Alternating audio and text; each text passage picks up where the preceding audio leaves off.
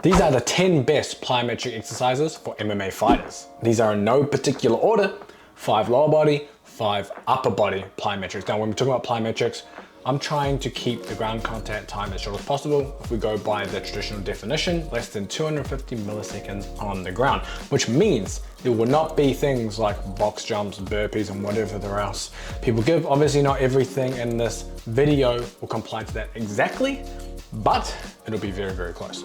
So the first one, no particular order, 5 lower body ones to start. Jumping rope, you're probably already doing this. Very simple, lots of different variations you can do: double leg, single leg, double unders. The nice thing is it's an extensive or sub-maximal plyometric variation, meaning you're not having to do maximal jumps or plyometrics off the floor. And I will say, if you listened to the podcast with Gary Huck recently, who is the strength conditioning coach for GB Boxing, he sees crazy reactive strength index numbers from amateur boxers. And when we're talking about high RSI numbers, we're talking a 4. And if we look at the scale of RSI, we're typically looking anywhere from 1 to 3, and 3 plus is considered very high. Not many people possess RSIs over 3, even with training. So having an RSI of 4 on a drop jump, pretty crazy, which means they're able to rapidly go from eccentric to concentric and use elastic energy very well, which means a lot of power, and be able to move around the ring with very little energy cost. If you check my previous video on eccentric exercise, you'll see that. Exercise number 2, we have single leg line hops. Very similar to jumping rope, but you have an element of movement, forward and back, side to side, diagonal, whatever you want to do. Just gets you out of the straight up and down motions there, but exactly the same thing as jumping rope. Typically, what I like to do is go for 30-second time lots, see how many line hops you can get in 30 seconds.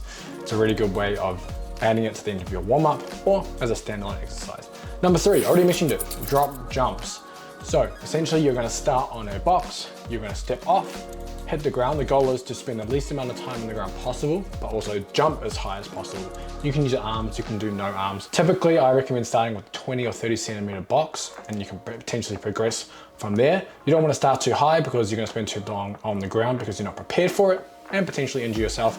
But you don't want to go too low where you're not actually getting that drop or fall that you want. Drop jumps are taken from Krashansky, his idea of the shock method, which is essentially just taking your body weight and using gravity to increase the overload. So the higher the box, the more intense the exercise. Number 4, the broad jump bound. Now, this kind of breaks the rules a little bit because you're not going to be a very short ground contact time, but it's still going to be much shorter than you would be doing if you were doing something like weighted jumps as an example.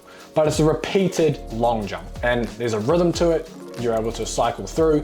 If you can do this really well, you're able to store and use elastic energy very, very quickly, which is one of the adaptations that you're wanting out of these exercises. Now, you can do repeated jumps for distance, or you can do them for a set number of reps. For example, going for 8 to 10 reps, or we're going for 20 meters as an example. Number 5, we have lateral skater jumps. Again, depending on how you do these is how short ground contact time you have. If you go to my previous video, I did a whole progression on lateral skater jumps.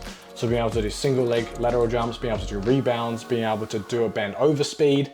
There are many things you can do, but you can go quick response, lateral skater jumps, side to side, gets you out of the up and down movement and gets you moving laterally. Hurdle hops, I don't have a video of me doing this one, but I'll pull up some videos here. Essentially you're going over hurdles. The goal, just like a drop jump, the least amount of time on the ground possible, and then getting over the hurdles.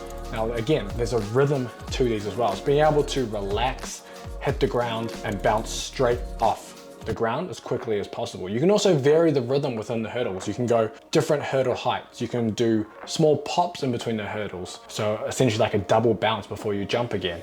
Many things you can do. You can end the hurdle hops with turning back and touching the hurdle with a sprint, whatever it is. A lot of variations you can do on these hurdle hops. Number 7, explosive incline push-up. I'm a huge fan of doing upper body explosive plyometrics with deloading some body weight. Sure, the clap push-up is a classic because you're on the floor, you don't need any equipment, but I think the body weight when you're doing that is too heavy to get really high speeds out of it. Now again, with upper body stuff, you're not gonna get that really short contact, which is fine. Upper body's a little different when you're dealing with this, but by using a bench and having your hands on the bench and having that incline, you're deloading some of the body weight and you're increasing the speed of the movement, and that's what we want. Another variation of that is the band assisted explosive push-up. So again, you're deloading body weight with the band tied to a rack, and then there's just one kind of around your chest.